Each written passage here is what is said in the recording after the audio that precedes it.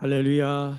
새벽을 깨우신 주의 백성들을 예수님의 이름으로 환영하고 사랑하고 축복합니다. 아멘. 아멘. 네. 지금 예수님은 제자들을 부르시고 택하셔서 열두 제자와 함께 그 주님의 사명, 십자가의 그 사명을 감당하시기 위하여 길을 걸어가시는 중이죠. 예수님이 이 땅에 오셔서 가장 에너지를 많이 쓰신 부분은 사실 뭐 기적을 베풀고 병자를 고치고 사람들을 가르치고 또 복음을 선포하시고 이런 일이 예수님의 주된 사역이지만 그보다도 더 많은 에너지를 쓰신 건 바로 제자들을 훈련시키는 거였습니다. 제자 훈련이었어요. 그래서 마테마가 누가 요한 전체 이 말씀을 예수님의 행적을 따라가다 보면 예수님은 어디에다 관심을 두시냐? 제자들이에요. 그러니까 예수님은 12명의 제자를 남기시고 가시는 게 그분의 십자가의 사명만큼이나 중요하신 거예요. 그래서 예수님이 십자가를 지시기 전에 겟세마네에서 기도하십니다. 그렇죠? 겟세마네 기도는 엄청 중요한 기도예요. 왜? 십자가의 사명, 인류를 구원하시기 위한 십자가의 사명을 감당하기 위하여 예수님도 기도하셨어야 돼요. 기도하시면서 너무 고통스러운 그 기도의 시간 가운데 주여 하나님 아버지 나의 원대로 하지 마시고 아버지의 뜻대로 되기를 원하나이다. 이 고통의 쓴 잔 내가 감당하기 어렵지만 내가 너무 힘들지만 나의 원은 이걸 하고 싶지 않지만 사람이 드러나는 것이죠. 그런데 아버지의 뜻대로 되길 원하나이다. 기도의 본을 보여주시고 십자가의 길을 걸어가십니다. 그 십자가의 길을 걸어가실 때 예수님의 모습은 그 평정심, 평안 그 자체였죠. 수많은 공격과 그 억울함 얼마나 어려우셨겠어요. 죄가 없으신데 십자가를 져야 하니. 근데 주님은 전혀 흔들리지 않고 그 평정심의 길, 그 평안의 길을 십자가의 길을 가시더라는 거예요. 전혀 원망함 없이. 그래서 그 일을 완성하시죠. 예수님이 십자가를 앞두고 기도하셨다. 땀방울이 핏방울이 되도록 기도하셨다.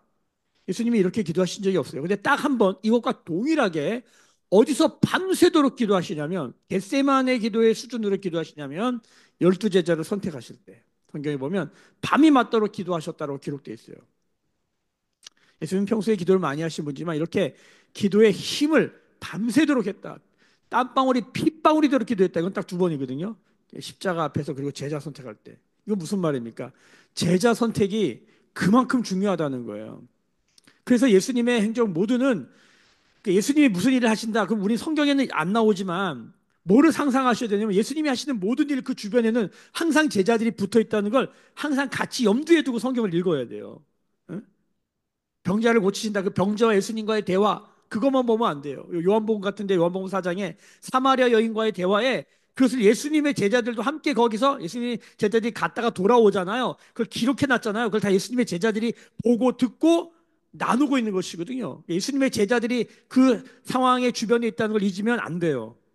아멘. 이걸 기억하셔야 돼요. 자, 무슨 소리냐? 예수님의 모든 행적은 제자 훈련에 포커스가 맞춰져 있다는 거예요. 성경을 이 마테마가 누가 요한을 읽을 때 이거를 읽고 읽잖아요. 그러면 잘 안 보여요, 메시지가. 다른 얘기 자꾸만 하게 돼요. 자, 이 제자 훈련이에요, 제자 훈련. 그래서 지금 우리는 예수님이 누가복음 우리가 5장에서 6장에서 제자들을 선택하시고 그리고 이제 제자 특강이 들어가는데 바로 그 유명한 산상수훈 누가복음의 산상수훈은 사복 사화로 되어 있다. 그리고 원수를 사랑하라. 본론 얘기하시고 결론 이런 일을 어떻게 할 수 있는가? 자기 안에 대들보. 그렇죠? 남의 눈에 티 보지 말고 자기 안에 대들보 봐라.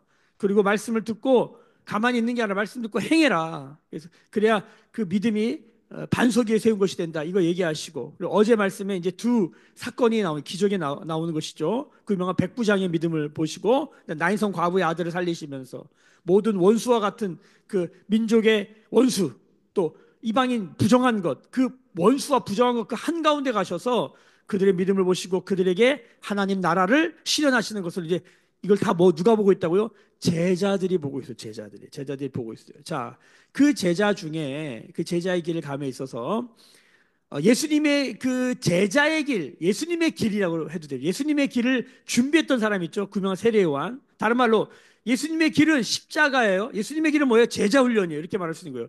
예수님의 길을 준비하는 사람으로 누가 나옵니까? 세례 요한이 나옵니다. 세례 요한. 오늘은 세례 요한 이야기인데 이 세례 요한이 예수님의 길을 준비하는, 예수님의 십자가, 예수님의 제자 훈련의 길을 예비하고 준비하는 사람인데, 이 사람이 오늘 심각하게 흔들리고 있는 모습을 보여줘요. 오늘 말씀 보면 18절 19절 함께 보겠습니다. 요한의 제자들이 이 모든 일을 그에게 알리니, 예수님이 지금 어떤 일, 산상수훈을 하셨고 지금 백부장의 믿음에 대해서 얘기하셨고, 그 다음에 야인성 과부의 죽은 아들을 살리셨고, 뭐 그 전에 여러 가지 일들을 하신 것에 대해서 다 세례요한에게 말했다. 자, 19절. 요한이 그 제자 중 둘을 불러 주께 보내어 이르되, 오실 그이가 당신 이온이니까 우리가 다른 일을 기다리오리이까. 세례 요한이 제자 둘을 보내서 이걸 질문했다는 거예요. 세례 요한이 왜 이런 질문을 할까? 세례 요한이 지금 어디에 있냐면요, 요한복음 3장을 찾아가 보셔야 됩니다. 요한복음 3장, 우리 묵상집으로 보시면 돼요. 요한복음 3장을 한번 다 찾아가 보십시다. 요한복음 3장 앞을 넘겨보세요. 17절 이쪽을 보십시다. 묵상집에 보면은요, 어, 2월 14일 보세요. 14일. 자, 세례요한이 15일 거 봅시다. 15일. 3장 16절부터 제가 읽어드릴게요. 15절부터 백성들이 바라고 기다림으로 모든 사람이 요한을 혹 그리스도이신가 심중에 생각하니, 사람들은 요한을 보면서 요한이 메시아 그리스도가 아닌가 이렇게 생각을 했는데, 16절 요한이 모든 사람에게 대답하여 이르되, 나는 물로 너희에게 세례를 베풀거니와 나보다 능력이 많으신 이가 오시나니 나는 그의 신발끈을 풀기도 감당하지 못하겠노라. 그는 성령과 불로 너희에게 세례를 베푸실 것이요 손에 키를 들고 자기 타작마당을 정하게 하사 알곡은 모아 곳간에 들이고 쭉정이는 꺼지지 않는 불에 태우시리라. 자, 이렇게 말해요. 세례 요한이 예수님에 대해서 말한 거죠. 예수님은 어떤 분이다? 여기 보면 손에 키를 들고 자기의 타작마당을 정하게 하사 알곡은 모아 곳간에 들이고 쭉정이는 꺼지지 않는 불에 태우시리라. 이게 느낌이 어떤 거냐면, 자, 3장 9절 보세요. 3장 9절. 그 앞, 2월 14일 금요일 말씀인데 3장 9절 말씀 보세요. 이미 도끼가 나무 뿌리에 놓였으니 좋은 열매 맺지 아니하는 나무마다 찍혀 불에 던져지리라. 여기 보면 세례 요한의 메시아 그리스도에 대한 이미지는 뭐냐면 도끼를 들고 있어. 손에 키를 들고 있어. 그래서 뭡니까? 탁탁 털어가지고 알곡과 쭉정이를 나누는 거예요. 도끼를 들어가지고 뿌리를 쳐버리는 거예요. 자, 느낌이 이미지가 어때요? 예, 도끼를 들고 있다. 좀 무섭잖아요. 예, 우리 이제 이 도끼는 사실은 우리의 뿌리를 다루시려고 하는 농부의 심정인 것을 우리가 함께 나눴지만, 세례 요한에게 있어서 이 도끼를 들었다, 키를 들었다, 이거는 결코 이렇게 막 환하고 밝고 좋은 이미지라기보다 지금 약간 무서운 이미지예요. 그래서 요한은 어떤 사역을 했습니까? 사람들에게 회개하라, 회개에 합당한 열매를 맺으라. 그러니까 세례 요한 만나면은 우리 막 기분 좋게 하고 막 따뜻하게 해주고 막 마사지 해주고 이런 느낌이 아니라 뭐예요? 강력한 심판 메시지를 선포하는 것이죠. 회개를 촉구하는 거예요. 여러분, 예배당에 왔는데 목사가 맨날 막 회개하라 하고 막 회개 합당한 열매를 맺으라 하고 막 그렇게 말하면 여러분 어떻겠어요? 분위기가 그렇게 썩 좋지 않겠죠. 무겁죠. 어려울 거죠. 지금 세례 요한의 전체적인 분위기가 이래요. 그래서 오늘 말씀에 누가복음 3장, 누가복음 오늘 7장, 거기 보면은 세례 요한의 분위기를 나타내는 그 아주 재밌는 얘기가 나오는데, 이 비유로 말씀하실 때 31절 보세요. 여기 보면 비유 말씀하실 때 장터에 앉아서 피리 부는 아이들, 그다음에 장례식에서 곡하는 것, 이렇게 두 가지. 그러니까 장터에 앉아서 피리 부면서 노는 거, 하나는 뭐냐면 우는 거. 자, 그러면서 몇 절을 보시냐? 33절 보세요. 세례 요한이 와서 떡도 먹지 아니하며 포도주도 마시지 아니하며 너희 말이 귀신 들렸다 하더니. 그러니까 세례 요한은 어떤 삶을 살았어요? 일반 세상 사람들이 보기에는 저 귀신 들린 것처럼, 그러니까 사람 같지 않게 사는 거예요. 왜? 지금 광야에서 메뚜기가 석총 먹고, 그쵸? 낙타 털수 있고, 이게 무슨 바야바도 아니고 무슨 고릴라도 아니고, 이게 사람 사는 거야? 이게 세례요한의 삶은 되게 심각하고 진중하고, 그렇죠?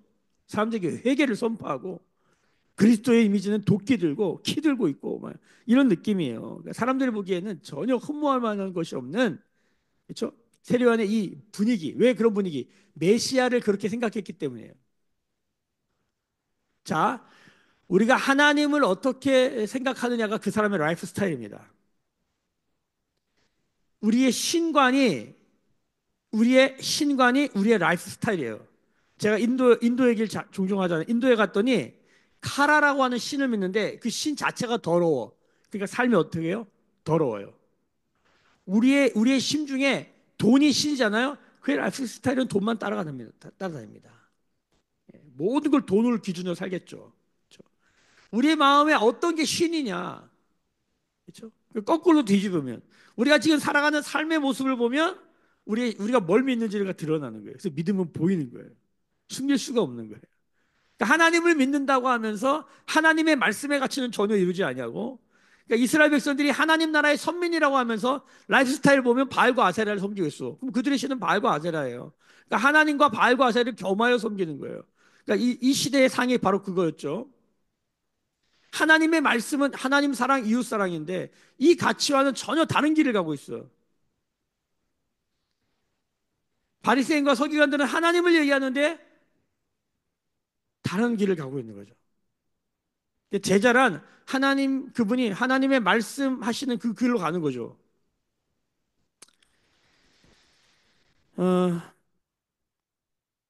지금 세례 요한이 그렸던 메시아, 그러니까 세례 요한이 생각했던 메시아, 그러니까 이것과는 예수님이 사뭇 다른 길을 가는 것 같이 느껴진 거예요. 지금 요한이 어디 있냐면 요한복음 3장에 보면은 이 예수님의 길을 예비하는 말을 막 선포하고 난 다음에 바로 옥에 갇힙니다. 한번 다시 3장으로 돌아가 볼까요? 우리 어, 말씀을 좀 빨리 보시면 우리가 누가복음에서 살짝 넘어갔는데, 자 3장 15절 거기 보시면, 자 20절부터 20절, 누가복음 3장 20절, 그 위에 한 가지 악을 더하여 요한을 옥에 가두니라. 자, 세례요한이 예수 그리스도에 대해서 막 선포하고 그 길을 준비하다가 어떻게 됩니까? 거기 보면 분병한 헤롯의 그 일가에 대해서 심판 메시지를 전해요. 요한이 책망하죠. 그래서 어떻게 해요? 요한은 옥에 가뒀다. 그러니까 요한은 이때 이후로 예수님이 활동하시는 거 하나도 못 보고 그냥 몽창 그냥 옥에서만 살은 거예요. 지금 3장부터 해가지고 7장까지 오는 내내 예수님 그동안 얼마나 많은 일을 하셨어요. 그렇죠? 옥에 갇혀 있는 거예요. 그러니까 이 세례 요한이 이제 오늘 예수님도 말하지만 엄청 훌륭한 사람이다. 그러니까 예수님 뭐라고 그럽니까? 오늘 말씀에. 자, 28절 보세요. 내가 너희에게 말하노니 여자가 낳은 자 중에 요한보다 큰 자가 없다. 그러나 하나님 나라에서는 극히 작은 자라도 그보다 크니라. 예수님이 세례 요한을 구약의 마지막 선지자 아닙니까? 구약의 마지막 선지자. 그래서 여기 보면 선지자냐, 그 위에 보면 26절에 선지자냐 옳다. 내가 너에게 이르노니 선지자보다도 훌륭하다. 선지자보다도 낫고 여자가 낳은 사람 중에 인간 중에 최고다. 이렇게 말씀하셨어요. 그 세례 요한 왜 이렇게 칭찬하셨을까요? 말씀을 이기 위해서, 주의 오실 길을 예비하기 위해서, 제자의 길을 준비하기 위해서 자신의 삶을 온창 들여서 사람들이 저 미친 거 아니야? 이런 소리를 들을 정도로 정말 광야에서 그런 삶을 살면서 주의 오실 길을 예비했던 그 세례 요한조차 어떻게 된 겁니까? 지금 흔들리고 있어요. 왜냐하면 본인이 생각했던 그리스도에 대한 이미지 상과는 전혀 다른 모습의 예수님을 보고 있기 때문이에요. 다른 모습의 예수님을 듣고 있기 때문이에요. 그게 어디냐면 오늘 맨 마지막 절에 보시면, 자 세례 요한은 33절에 보면 세례 요한은 자 떡도 먹지 않고 포도주도 마시고 금욕적인, 금식하고 절제하고, 그렇죠? 이런 삶을 사는데 저기 34절 보세요. 인자는 와서 먹고 마심에 너희 말이 보라 먹기를 타먹어 포도주를 즐기는 사람이다라고 말하는 거예요. 예수님은 별명이 파티보이, 세례 요한은 별명이 뭐예요? 심각보이, 심각해 뭐 항상. 예수님은 항상 잔치집 분위기. 그러니까 예수님이 지금 사역을 하시는데 요한이 그걸 듣고 있는데, 내가 아는 메시아는 지금 저 사람들을 다 잘라버리고 지금 서기관 바리새인들에게 지금 도끼날을 휘두르고 지금 키를 날려야 되는데, 지금 예수님이 세례 요한이 바라봤던 그것과는 좀 다르게 간다는 거죠. 어, 우리가 우리의 인생을 살다가 우리가 언제 흔들림을 경험합니까? 이 성경이 이걸 뭐라고 표현하냐면 오늘 말씀해 보면 23절 보세요. 누구든지 나로 말미암아 실족하지 아니하는 자는 복이 있도다. 이 실족이라는 말이 뭐냐면 덫에 걸렸다라는 뜻이에요. 덫에 걸렸다. 이 덫에 걸렸다라는 말을 사실은 이게 히브리어로 보면 이게 뭐냐면 흔들리고 있다는 뜻이에요. 흔들리고 있다.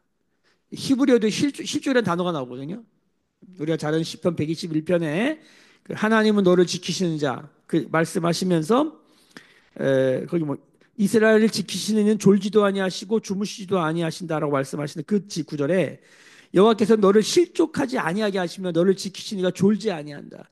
주님은 우리를 흔들리지 않게 붙잡아 주시는 분이라는 거예요. 그러니까 우리가 우리의 삶에서 막 흔들릴 때는 어떻게 해야 돼요? 주님을 딱 붙잡아야 돼요. 주님 우리를 붙잡고 있는 것처럼. 자, 그럼 우리가 중심을 잡게 된다는 거. 이 흔들림, 요동한다는 거죠. 지금 세례요한도 요동하는 거예요. 이 세례요한이 요동하는데 그러면은 우리가 여자가 낳은 자 중에 세로보다 큰 자가 없는데 그럼 우리는 흔들릴까요? 안 흔들릴까요? 반드시 흔들립니다.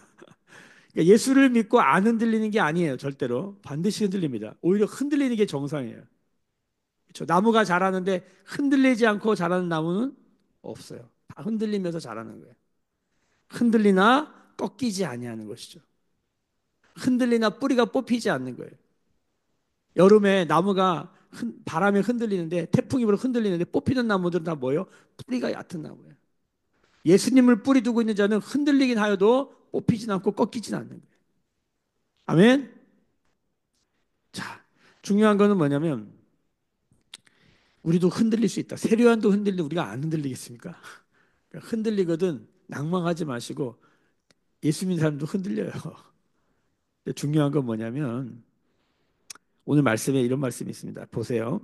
28절 다시 보세요. 내가 너희에게 말하노니 여자가 낳은 자 중에 요한보다 큰 자가 없어요. 그러나 하나님의 나라에서는 극히 작은 자라도 그보다 크다. 하나님의 나라에서는 세례요한도 흔들린대. 우리 하나님의 나라의 사람들은 그보다 크대. 그리고 맨 마지막 절 35절 말씀 보세요. 같이 읽어볼까요? 지혜는 자기의 모든 자녀로 인하여 옳다함을 얻느니라. 이게 무슨 말이냐? 이게 세번역 성경으로 읽어보면 제가 읽어드릴게요. 그러나 지혜의 자녀들이 지혜가 옳다는 것을 드러냈다. 자, 세례요한은 막 흔들리는데 지혜의 자녀들, 예수 믿는 사람들이죠. 하나님 나라의 사람들이요. 예수 믿고 하나님 나라의 자녀가 된 사람들. 이 지혜의 자녀들은 뭐예요? 뭐가 옳은 것인지 드러냈다는 거예요. 잘 보세요. 세례요한도 심각하게 흔들렸어. 뭐가 흔들린 거냐면 저분이 진짜 그리스도인가? 근데 이게 두 가지 의견이 있어요. 이게 세례요한이 흔들린 거냐 아니면 두 번째 여기 제자들을 보내잖아요. 지금 제자들이 흔들리고 있으니까 제자들을 보내요. 예수님의 말씀을 직접 듣게 한 거냐? 이 주석을 보니까 이 두 가지 의견이 있더라고. 저도 이번에 처음 알게 됐는데 그것이 어떤 것이든지 간에 지금 세례요한의 제자들이 이제 세례요한이 이제 지금 흔들리고 있어요. 근데 여러분 옥에 갇혀가지고 계속 있어 보세요. 안 흔들리겠어요, 믿음이. 힘들 때가 있지 않겠어요. 우리 왕정인 권사님 지금 새벽 예배 깨우고 계신데 지금 4년째 5년째 이렇게 누워 계시면 여러분 한번 그게 생각해 보세요. 24시간 계속 누워만 있고 천장만 바라보고 있고. 제가 우리 황정인 권사님 볼 때 참 훌륭하다. 우리 같았으면 어떻게 될까요? 정신이 온전히 됐을까요? 얼마나 총명하신지 몰라요. 그래가지고 어떤 분이 그러더라고. 치매에 걸린 게 나을 수도 있겠다. 왜냐면 그 얼마나 힘드시겠어. 근데 정신 똑똑하시고 성령 말씀 듣고 은혜 받으시면 누가복음 벌써 몇 번 읽었어요. 말씀에 도전 받고 참 은혜가 어디로 흘러가는지 은혜가 어디로 흘러가는지 여러 가지 생각을 하게 되는 거예요. 이러면 흔들리는 게 이상한 게 아니에요. 근데 뭐냐면 흔들려도 지혜 있고 흔들려도 믿음 안에 다시 쓰는 거예요. 그래서 오늘 말씀해 보면요. 29절 보세요.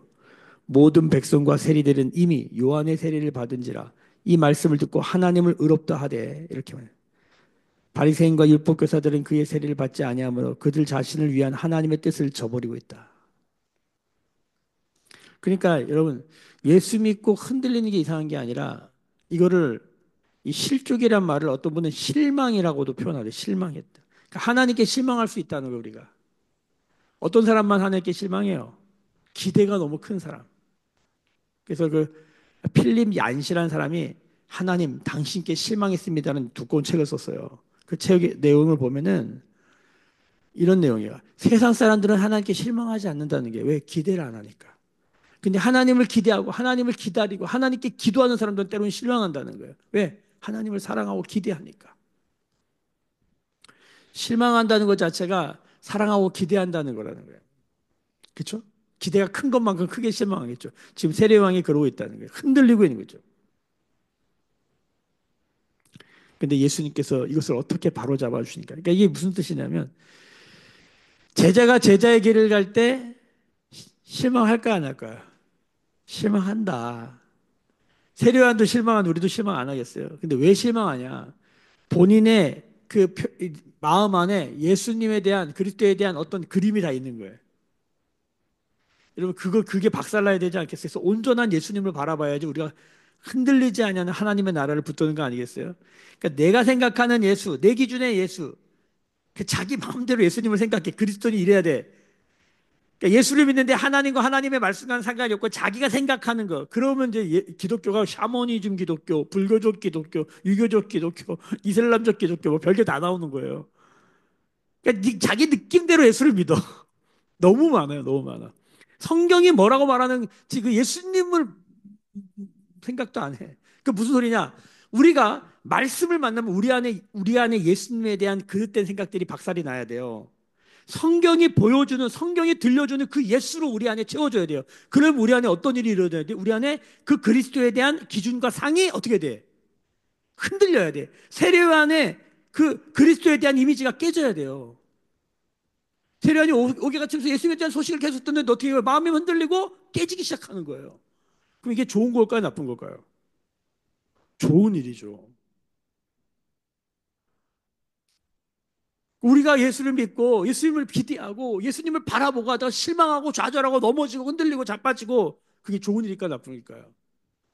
자, 그냥 그렇게만 끝나면 나쁜 일이지만 그 일이 예수님을 정확하게 아는 그 방향으로 간다. 그건 축복이죠. 할렐루야. 그러니까 넘어짐도 축복이 되는 거예요. 예수님이 그 길을 알려주시는 거예요. 자, 보세요. 지금 그 이제 22절 보십시다. 예수께서 대답하여 이르시되 너희가 가서 보고 들은 것을 요한에게 알려라. 너희가 가서 보고 들은 것 그대로 얘기해라. 예수님 하는 말을 그대로 전해야 돼요. 믿음은 보고 들은 것에서 시작하는 거예요. 들은 게 있어야 돼. 뭘 들어야 돼? 예수님의 말씀을 들어야 돼. 성경 말씀을 제대로 읽어야 돼. 성경 말씀을 들어야 돼. 자, 이게 중요해요. 자, 그러면서 뭐라 그러냐면 22절에 이제 하반절 요한에게 알리되 맹인이 보며 못 걷는 사람이 걸으며 나병 환자가 깨끗함을 받으며 귀먹은 사람이 들으며 죽은 자가 살아나며 가난한 자에게서 복음이 전파된다 하라. 지금 이 일은 이미 앞에도 하셨고 앞으로도 하실 건데 자 이런 일들을 가서 전해라. 계속 이런 일이 일어날 거다. 지금 세례요한은 이런 그림이 아니라 뭐예요? 지금 심판하고 지금 도끼 들고 키 들고 탁탁 쳐가지고 알곡과 쭉정이 가르고 도끼로 뿌리 자르고 막 이런 건데 세례요한도 온전히 다 보지 못하고 있는 거예요. 예수님이 그 온전함이 뭔지를 보여준다. 자, 계속 너는 뭘 봐라? 내가 하는 일과 내가 하는 그 사역과 내가 하는 말들을 계속 듣고 봐라. 마지막에 무슨 일이 일어나는가? 넌 계속 봐라. 세례요한은 결국 마지막을 못 봤죠. 예수님이 십자가에 죽으시는 걸 못 봤어요. 그래서 여기 보면은 세례요한보다 그 다음 지금 우리는 예수님 그분과 그 이름도 알고 구약 사람들은 예수님의 이름을 몰라요. 들었는데도 선명하지 않아요. 근데 우리는 마태복음 1장에 그 이름을 예수라 하라. 우리는 예수님의 이름을 정확하게 받았어요. 이게 축복인 줄 알아야 돼요. 이게 성경 말씀이 몰라서 좋은 게 좋은 줄 모르는 거예요. 성경을 제대로 읽어보면 그 이름을 예수라 하라 해서 쿵 주저앉아야 돼요. 왜? 우리에게 있는 너무 선명한 이름, 하나님의 모든 이름의 결론이 뭐예요? 예수예요. 구약의 성경 하나님의 이름이 많이 나오죠. 여호와 라파 니시, 여호와 이레, 하나님의 이름이 엄청난 이 모든 이름을 하나로 딱 줄이면 뭐냐면 예수예요. 예슈와. 예수님의 이름을 주셨죠. 우리 그 예수님이 십자가에서 어떻게 죽으셨는지 들었죠. 그분은 죽으시고 부활하신 것도 들었죠. 부활하시니 어떤 일을 행하시 승천하시기까지 어떤 일을 행하신지 우리는 들었죠. 성령이 어떻게 임하신지 우리는 알게 됐죠. 이거를 아는 자들이 히브리서 12장에도 보면 11장 12장에도 보면 이게 얼마나 복된 일인지를 말하고 있고 지금 이 신약 시대에 지금 예수님 이후에 이 모든 것을 듣고 있는 사람들이 엄청 복된 사람들이에요. 아멘. 예수님이 그 얘기 하시는 거예요. 자, 예수님이 자 너희가 보고 가서 들어라. 자, 이런 걸 듣고 실망하지 않는 자는 복이 있다. 실족하지 않는 자는 복이 있다. 흔들리지 않는 자는 복이 있다. 그러면서 뭐라고 질문하시냐? 너희가 왜 광야로 나가냐? 다른 말 너희들 왜 예수님 믿냐? 이 말과 똑같은 말로 어, 들어도 괜찮아요. 왜 광야 나갔냐? 두 가지죠. 하나는 뭐예요? 너희가 흔들리는 갈대 보러 갔냐? 아니죠. 너희가 그럼 화려한 옷을 입은 왕궁에 있는 사람들 보러 갔냐? 아니죠. 너희 뭐해 갔냐? 선지자 보러 갔죠. 선지자는 뭐 하는 사람이냐? 하나님의 말씀을 전하는 사람이에요. 광야에서 하나님의 말씀, 미드바리에서 다바르를 선포하는 사람, 선지자. 너희 선지자를 보러 간다는 건 뭐예요? 하나님의 말씀을 들으러 간다는 거예요. 근데 사람들이 광야에 가가지고 선지자는 안 보고 딴 것만 보고 있다. 아니잖아요. 근데 여기서 또 하나가 있어요. 선지자만 보는 거예요. 선지자만. 세례 요한만 보는 거예요. 세례 요한이 중요한 게 아니라 세례 요한이 전한 말씀이 중요한 거예요. 우리는 어떤 일이 일어나면 그 일만 생각한다면 그 일이 무슨 메시지를 갖느냐를 잘 모르는 거예요. 말씀을 묵상할 때도 이 사건이 무슨 메시지를 하려고 하는지 들으려고 하는 마음이 있어야 되는데 거긴 별로 관심이 없는 거예요. 손가락으로 달을 가리키니 뭘만 보더라? 손가락만 보더라. 목사가 말씀을 전하는데 목사의 수사학이 어떠냐, 언변이 어떠냐, 외모가 어떠냐, 무슨 옷을 입었냐 여기에만 온통 관심이 있는 거예요. 그가 흔들리는 바람 갈대 같은 옷을 입었냐, 그가 화려한 사치 있는 옷을 입었냐, 목사의 그냥 지금 뭐 저 사람의 키가 어떻게 되냐, 몸매는 어떻게 되냐, 자기 관리를 잘했냐 못했냐 맨날 이런 것만 쳐다본단 말이에요. 눈에 비닐을 벗겨야 되는 거예요. 하나님의 말씀을 듣는 마음이 없는 거예요. 너희가 선지자를 보러 갔다는 게 뭐냐? 너희가 하나님의 말씀을 들어가는 거 아니야. 자, 세례 요한이 그 하나님의 말씀을 전한 거다. 그 하나님의 말씀이 뭡니까? 예수 그리스도 그분 자체예요. 세례 요한이 왜 훌륭한 사람이고 왜 큰 사람이냐면 세례 요한은 율법을 통해서 율법의 사람 중에 이 끝을 본 사람이에요. 예수님을 봤으니까. 근데 온전히 보지 못하는 거예요. 그런데 이 세례요한 이후에 사람들 예수를 통하여 하나님을 알게 되고 하나님의 아버지가 되고 하나님의 나라의 사람들 세례요한보다 더 크다. 하나님 나라의 사람들, 지혜의 사람들 하나님 나라보다 더 크다. 예, 할렐루야. 아멘. 하나님 보시기에 의롭다, 옳다함을 입었다. 여기 보면 이제 29절부터 그 얘기하는 거예요.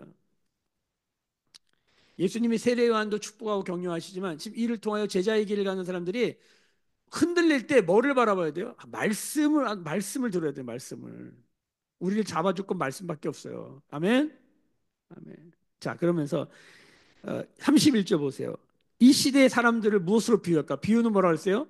A와 B를 같이 놓고 A를 정확하게 알려주려고 B를 주는 거죠. 그래서 뭐라고 얘기하냐면 장터 이야기와 그다음에 장례식 이야기를 해요.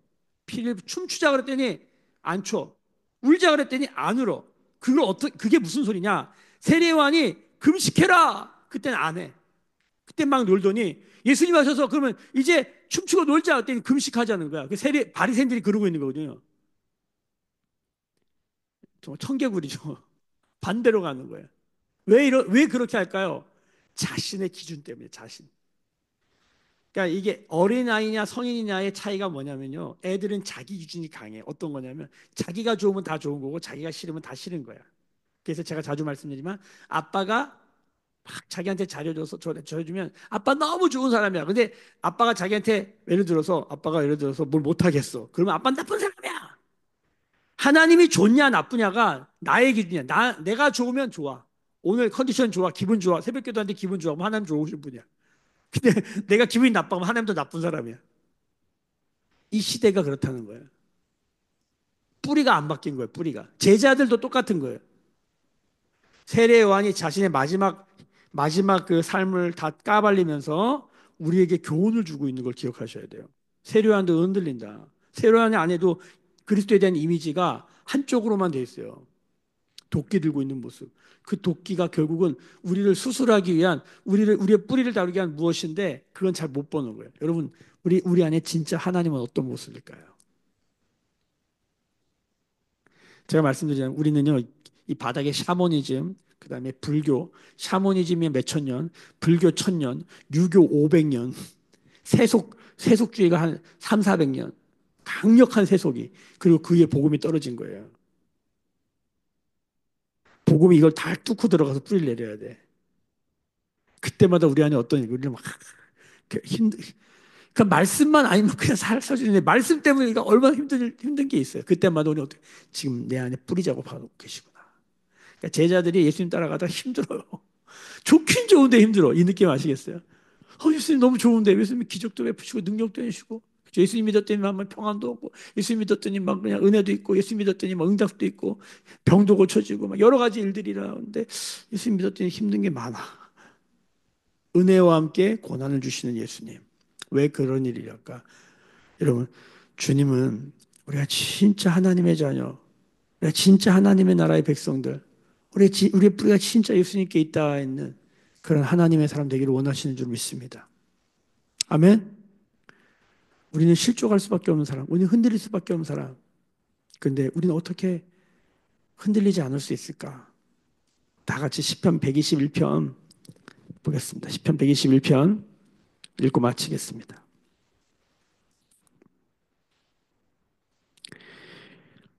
같이 읽어봅시다. 시작. 내가 산을 향하여 눈을 들리라. 나의 도움이 어디서 올까? 나의 도움은 천지를 지으신 여호와께서로다. 여호와께서 너를 실족하지 아니하게 하시며 너를 지키시니가 졸지 아니하시리로다.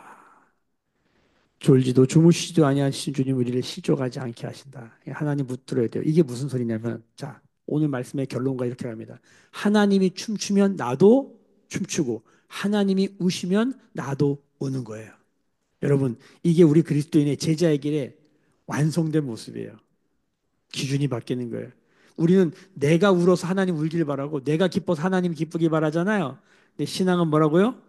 하나님이 기뻐하시면 어떻게 해요? 나도 기뻐하는 우리의 삶이 되는 거예요. 세례요한은 어떤 삶을 살았습니까? 하나님이 기뻐하시면 본인도 기뻐하는 거예요. 하나님이 슬퍼하시면 나도 슬퍼하는 거예요. 예수님은 어떤 삶을 살았었어요? 하나님이 슬퍼하시면 나도 슬퍼하시는 거예요. 하나님이 기뻐하시면 나도 기뻐하는 거예요. 하나님이 잔치면 나도 잔치고 하나님이 지금 장례식이면 나도 장례식이다. 자, 하나님의 젓가락이 어디로 가냐? 하나님이 먹는 거 나도 먹는다. 내 취향에는 안 맞아. 나는 매운 거 좋아하는데 주님이 계속 담백한 것만 드시네? 그 뭐예요? 사랑한다는 거 뭐예요? 그거 먹는 거예요. 조금 세게 말할게요. 그러다 죽는 한이 있어서. 예수를 믿는다는 건 주님이 기준 되는 지신 것입니다. 아멘. 아멘. 기도하겠습니다. 지금은 우리 주 예수 그리스도의 은혜와 하나님 아버지의 크신 사랑하심과 성령의 감화감동 충만케 하시며 기름 부어주시는 은총이 오늘 머리 숙여 묵상하며 기도하며 예배하는 주의 백성들의 머리 위에 그들의 삶과 가정과 생업과 일상과 일터 위에 매일 교회와 조국 교회와 열방에 나간 선교사님들 위해 지금부터 영원까지 함께 계실지어다. 아멘. 주의 영광 이곳에 가득해 우린 선의 주님과 함께 찬양하며 우리는 전진합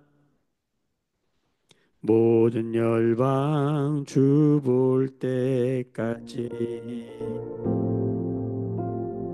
이 시간 우리 함께 기도할 때 이번 주 주일 매일교회 첫 부흥회입니다. 부흥회를 위해서 기도해 주십시오. 우리 묵상 부흥회 서순동 목사님께서 오셔서 매일교회 하나님과 사귐이 있는 생명 공동체라는 주제로 부흥회를 인도해 주시고 우리 하나님 말씀 은혜 받기 원하고 다시 제자에게로 다가서는 시간 되기를 원하고 매일교회가 다시 새롭게 되어지는 시간 되기를 소망합니다.